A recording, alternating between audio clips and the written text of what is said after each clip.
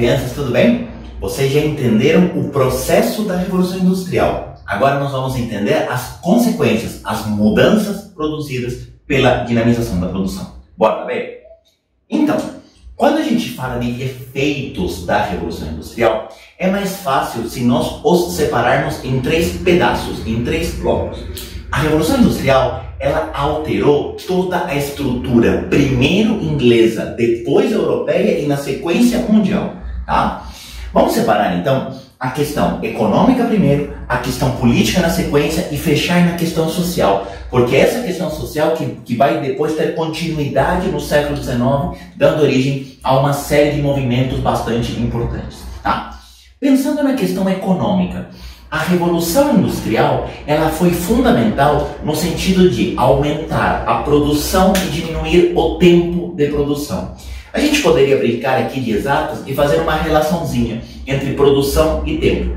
A Revolução Industrial ela aumenta a produção e diminui o tempo. Essa relação entre produção e tempo nós vamos chamar de produtividade. A Revolução Industrial ela foi responsável por promover uma maior produtividade. A partir da Revolução Industrial, passa-se a produzir mais em menos tempo. Tudo bem? Então, é uma produção maior de um tempo menor. Só que isso tem um custo. Qual é o custo disso? Pensa assim, e eu acho que as meninas, as mulheres nessa hora vão se incomodar mais do que os homens, tá? Você, moça bonita, se arruma toda para uma festa, coloca lá seu vestido mais bonito, faz aquela make caprichada, chega lá na festa, toda empolgada e dá de cara com aquela piranha, daquela mucreia, daquela ordinária que você odeia, com um vestido exatamente igual ao seu. Pergunto, de quem é a culpa? É da piranha, prof. Calma, a culpa é da Revolução Industrial, a culpa é da Renner, a culpa é da Zara. Sabe por quê? Porque para produzir mais em menos tempo, eu preciso padronizar a produção. Eu começo a trabalhar com moldes, tudo bem? E um efeito da Revolução Industrial é a padronização. Padronização da produção. E quando eu falo em padronização, a gente pode abrir aqui até mesmo outras discussões muito interessantes e que você pode usar, por exemplo, numa redação. A partir do momento que eu preciso padronizar a produção, eu preciso padronizar as pessoas para poderem consumir aquele produto. Sim, eu estou te falando de indústria da moda. Sim, eu estou te falando da ditadura da moda. Por exemplo, com os tamanhos. Desabafo de alguém que é gordinho. Não se fazem mais GGs como antigamente. Cada vez os GGs vão ficando menores. Sabe por quê? Porque eu preciso reduzir o custo de pano. Então, eu vou criar um padrão menor. E as pessoas que lutem para se encaixar nesse padrão. A Revolução Industrial, ela condiciona os padrões de beleza. A Revolução Industrial, ela condiciona os padrões de consumo, porque eu preciso padronizar a produção para produzir mais em menos tempo. Isso é muito mais sério do que simplesmente um monte de roupa igual. O igual é o menor dos problemas. A questão é o que tem por trás dessa padronização e os efeitos sociais e psicológicos que isso pode gerar. Tá? Além dessa questão, a Revolução Industrial ela vai gerar uma busca por mercados consumidores. Busca por mercados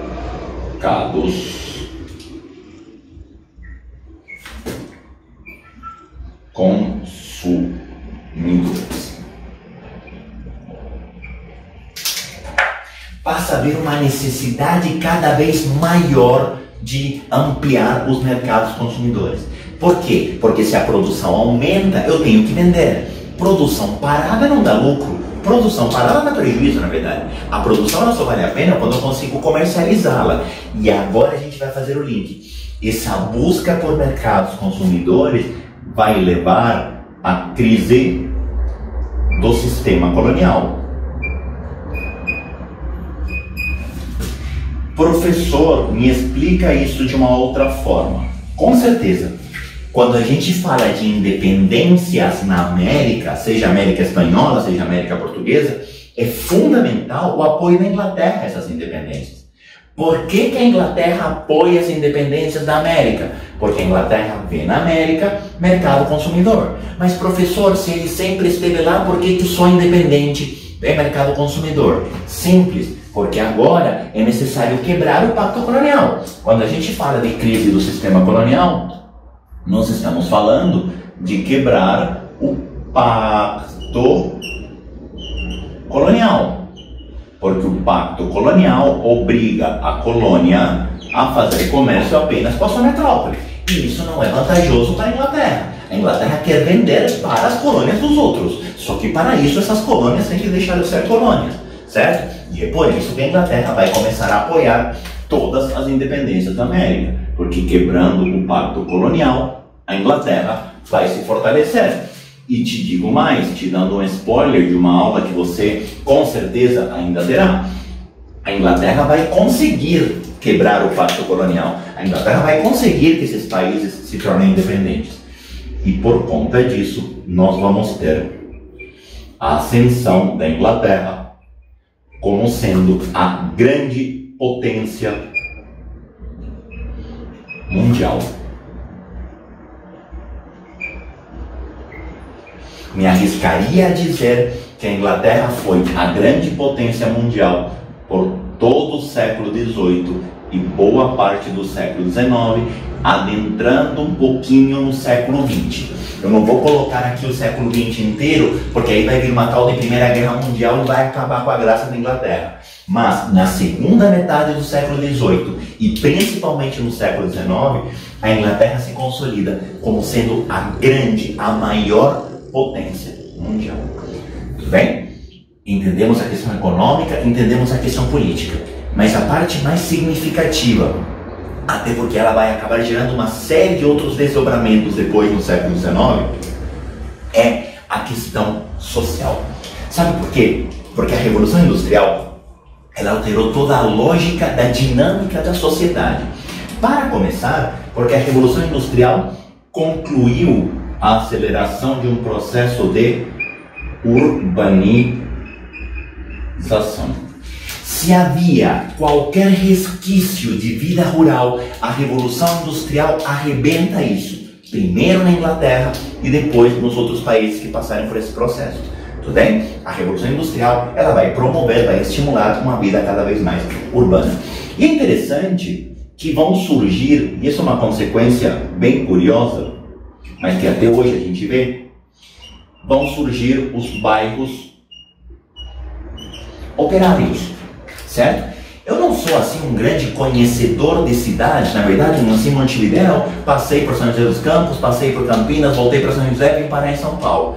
Mas tem uma cidade dessas que eu morei, que é muito curiosa em relação aos bairros operários, que se chama São José dos Campos. São José dos Campos tem três bairros que carregam na indústria.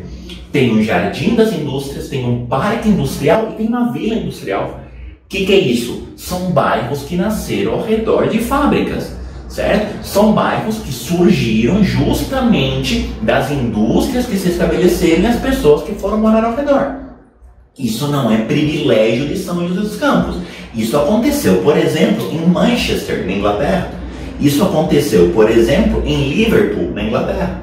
As cidades começaram a ter bairros formados ao redor de fábricas, porque os trabalhadores preferiram morar perto da fábrica para economizar tempo e dinheiro no deslocamento. E a partir daí começam a surgir bairros operários, que geralmente têm uma condição de vida que é uma baita mistura de cruz credo com Deus me livre, mas são bairros que nascem a partir de fábricas. Isso é um efeito da Revolução Industrial. Tudo bem? A Revolução Industrial começa a acirrar, e isso é importante, o processo de exploração do trabalhador. Nicolás, mas por que essa exploração do trabalhador? Se você assistiu o primeiro vídeo a respeito de Revolução Industrial, Eu disse para você que a Revolução Industrial ela tem como parte do processo a maximização dos lucros. Como se maximiza o lucro? Reduzindo o custo, principalmente o custo com mão de obra. É assim que começam a ser contratadas mulheres e crianças. Não porque havia um projeto de inclusão de mulheres e crianças, mas porque mulheres e crianças serão mais baratas do que homens adultos, certo? Começa então esse processo de exploração do trabalhador, até mesmo por conta do embrutecimento do trabalhador. Pensa que agora eu quero uma pessoa que faça um pequeno processo da produção repetitivamente. Ele vai ficar bom nisso, mas ele não precisa de uma qualificação prévia. Qualquer um pode trabalhar na fábrica. Com todo respeito nesse qualquer um, tá? Não estou falando mal do trabalhador da fábrica, pelo amor de Deus. Mas a ideia é, eu não preciso contratar um especialista. Eu posso contratar uma pessoa sem preparo. E se a pessoa não tem preparo, eu não tenho por que pagar um salário alto. Aliás, eu nem quero pagar um salário alto mesmo, certo? A Revolução Industrial ela vai acelerar esse processo de exploração do trabalhador. Não é por acaso que na Revolução Industrial vão surgir dois movimentos de contestação a essa exploração, que são o cartismo e o ludismo. O ludismo mais famoso, o cartismo menos conhecido.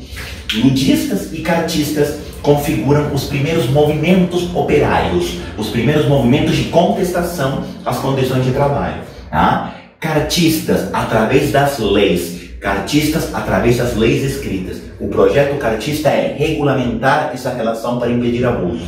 Isso eles fazem através de cartas ao governo. Tá? Alguém vai chamar eles de ilusos, uma ilusão achar que o governo vai mudar. Realmente é difícil. Tá? Por outro lado, os ludistas, eles acreditam que é possível fazer justiça com as próprias mãos. Os ludistas, eles vão defender que a culpa da exploração é da máquina. E de fato, muitos trabalhadores perderam seu emprego por conta da máquina. A máquina substituiu homens no trabalho. Tá? Uma máquina substitui várias pessoas. A quantidade de pessoas para operar uma máquina é muito menor do que se eu fosse fazer o trabalho inteiro com ferramenta manual.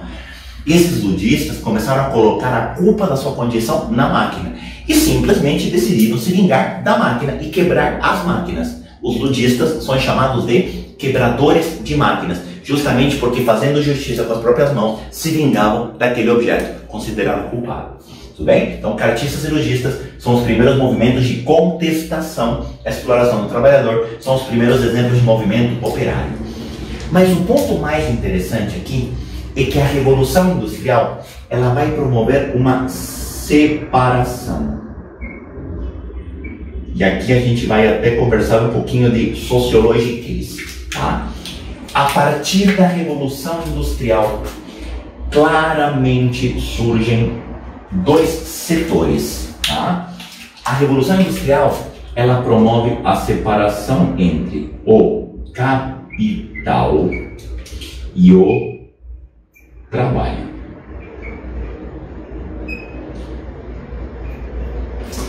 Pensa comigo, o artesão, aquele cara que dominava todo o processo produtivo, ele era o dono da oficina, ele era o dono da ferramenta, ele era o dono da matéria-prima, ele era o dono do próprio trabalho, era o dono do produto final, vendia esse produto e ficava com o dinheiro.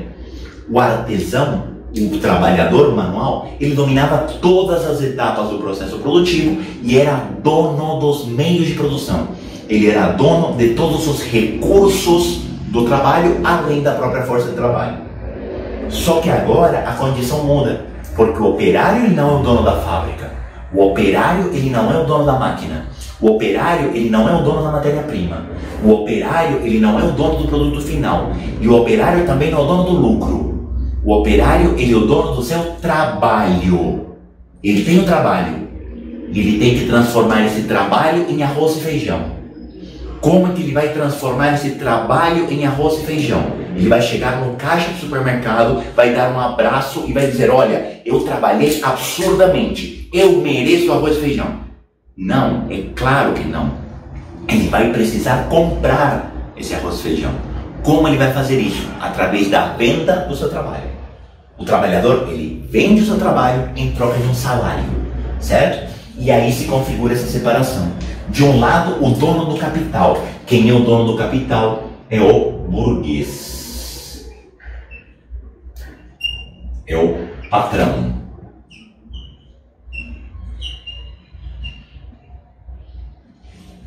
Do outro, o dono do trabalho. Quem é o dono do trabalho? É o operário, aquele que opera a máquina. São os operários, porque agora isso é coletivo. Só que aqui vai aparecer uma palavra interessante, porque esse operário, eu te disse que ele vende a força de trabalho. Esse operário, ele se desfaz do seu trabalho. Ele vende a força de trabalho em troca de um salário. Sabe o que isso significa na prática? Que a única parte que era dele, ele acabou de vender. O trabalho era a única coisa que era dele, e agora ele não tem mais. O que sobrou para esse cara? A família. Oh, que coisa fofinha. Pera, isso não é fofo não. Eu acabei de te dizer que não sobrou nada dele. Que o único bem que sobrou para esse cara é a sua própria família. Família em latim, prole. A pessoa cujo bem é a sua prole é um proletário. E aí a reação bovina imediata. É por isso que a gente fala de proletariado. Sim, a gente chama de proletariado porque o único bem é a sua prole. Nicolás, é a primeira vez que aparece esse termo? Não, esse termo na verdade surge em Roma. Lá na antiguidade, do plebeu que larga tudo no campo e vai para a cidade apenas com a sua família. A noção de proletariado é uma noção que vem de Roma, certo? E que agora vai ser adaptada a essa realidade industrial. E aí, se alguém te perguntar quem é o causador dessa separação entre capital e trabalho, você vai dizer com todas as letras: quem promove a separação entre capital e trabalho é a propriedade privada